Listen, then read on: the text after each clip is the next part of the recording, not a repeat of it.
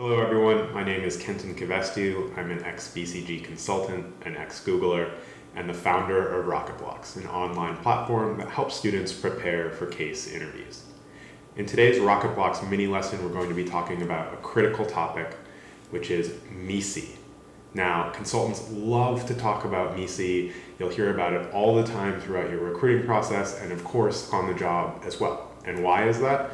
Well, MECE is one of those elemental frameworks, one of those core building blocks for helping consultants structure problems.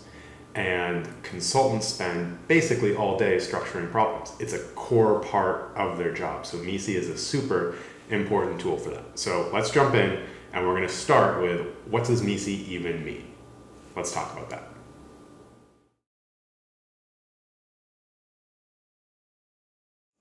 Okay.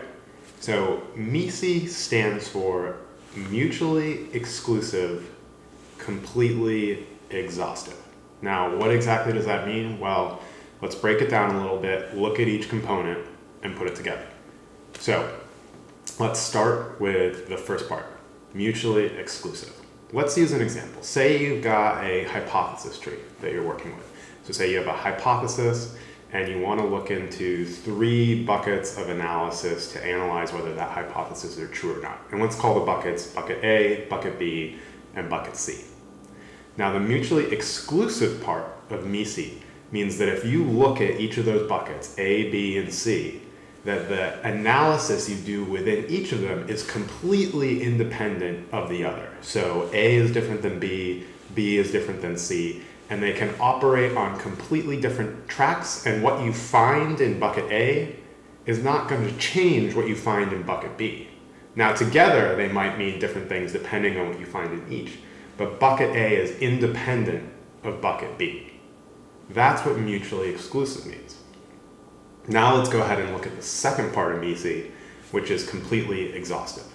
Completely exhaustive means that, going back to our example, if you have a hypothesis, and you decided that you're going to look into buckets A, B, and C to prove or disprove that hypothesis, the completely exhaustive part of MECE means that once you've completed your analysis in those 3 buckets, A, B, and C, you will definitely have the answer to be able to prove the hypothesis true or false, because it's a completely exhaustive list of all the possibilities. Once you've done the analysis in buckets A, B, and C, you've got all the analysis you need to answer that question.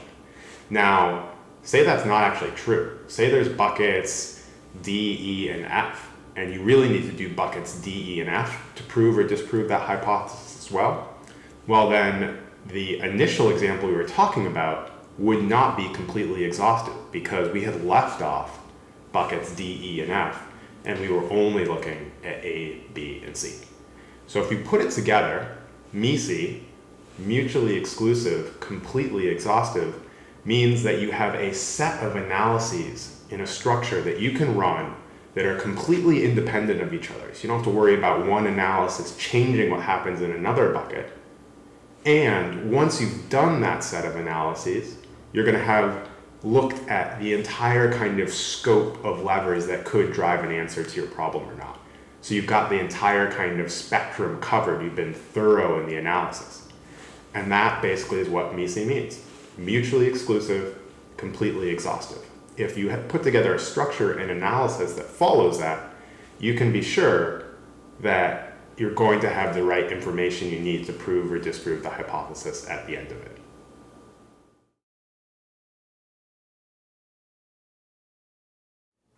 Okay, let's take this a step further and use a real example.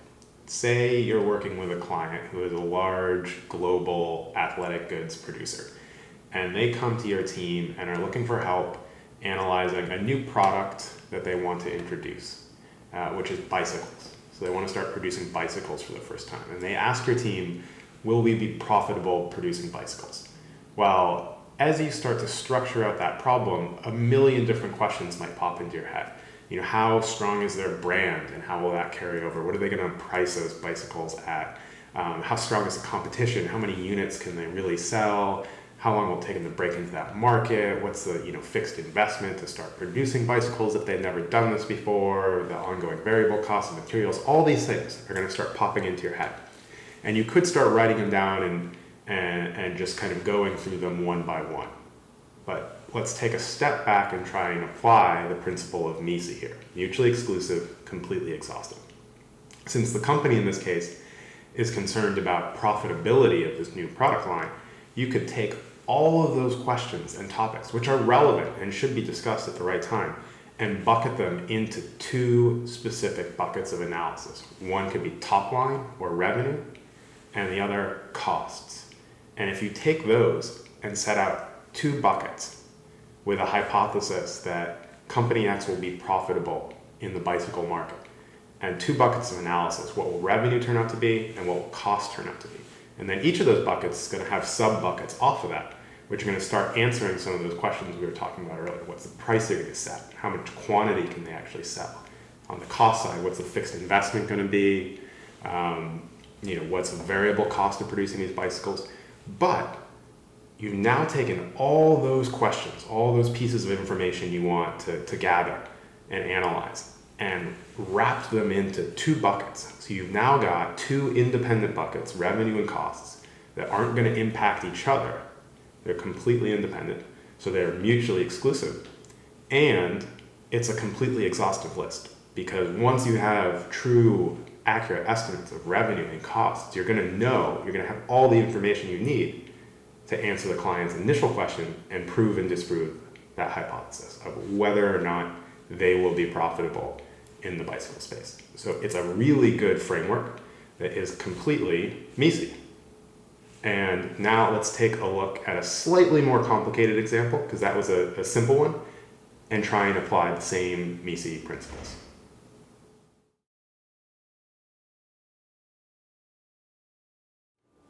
Okay, so let's look at a little bit of a deeper example. Say the client that you're working with in the first example comes back to you and says, that analysis was great, it was so well structured and easy to follow and completely exhaustive. Now I've got another question for you. And that question is, if we like the idea of going into the bicycle market, should we just go buy bicycle company X that's operating out of Minneapolis instead? Then we don't have to do everything ourselves. What do you guys think? Now you might say, oh, this is great. We already have a framework in place. We know how to analyze profitability. We can just dust off that framework, revenue minus cost, and get the answer to, should we go buy this company? Is it going to be a profitable endeavor? Now, let's pause there for a second. If you actually went and did that, is reusing that same framework going to be MECE for the client's problem that they've come to you with? And the answer is no. So let's take a look. So in terms of mutually exclusive, that old framework we talked about is actually going to pass that test. It's still mutually exclusive. Revenue and costs are completely independent buckets. You can analyze them independently, and that's still true. But when you look at the question, is it completely exhaustive? It's not really going to pass that test in this case. And there's probably two main reasons that it won't. The first is that the nature of the client's question has changed. It's, should we buy company X now? Should we go buy this bicycle company? It's not just, can we produce bicycles profitably? So it's a different question, and it brings into focus two new issues, which is one, aside from revenue and costs, you're going to need to know how much you have to pay to acquire that company. That's important. How much you have to outlay to kind of buy in those revenues and costs into the firm. And then the second thing is, what about all sorts of other considerations? So is the management of this company a strong management team? Are they going to be able to run this bicycle unit the way we want them to? Is the management team going to stick around after an acquisition? Culturally, are they a good fit? Are they going to have different ideas about how they want to proceed in this market?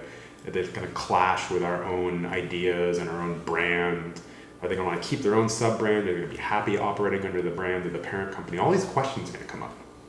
So in the end, really what that means is that our framework, if we just tried to reuse the first one, is this company profitable, revenue and costs, that framework really isn't going to work. So what we could do is we could take a step back and say, okay, we've got a slightly different question now. It's a little more complicated. How can we still get to a MECE framework to answer all those questions we have, but be nicely structured and completely exhaustive? And so one thing you could do is say, well, why don't we set up 2 top-level buckets? One is going to be financial considerations, and the other will be non-financial considerations.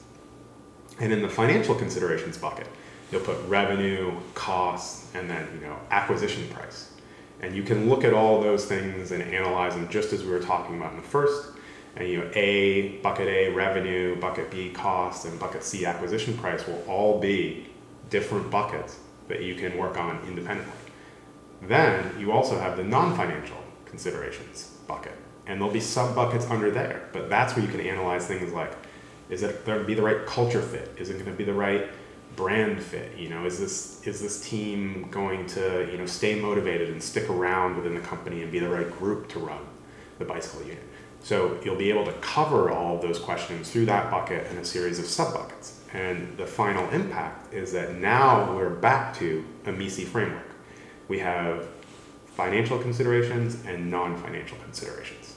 We have a nice framework that's mutually exclusive and is completely exhaustive. It looks at all the financial reasons for doing it and all the non-financial reasons for doing or not doing the acquisition.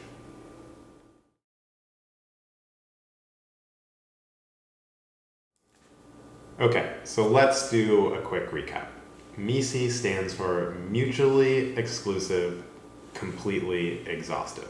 And as we talked about, that basically means that if you are laying out a structure or a framework to solve a problem or prove and disprove a hypothesis, you want your buckets of analysis to be completely independent. A is different from B. That's the mutually exclusive part.